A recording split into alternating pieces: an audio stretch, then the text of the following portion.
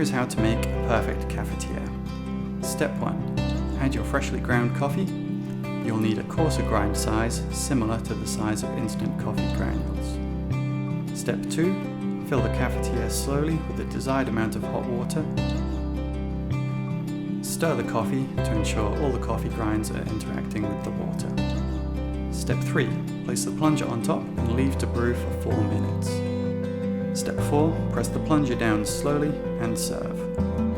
If you have coffee left over and are not using an Espro coffee press, you can store it in a thermos to prevent it over-extracting in the cafetiere.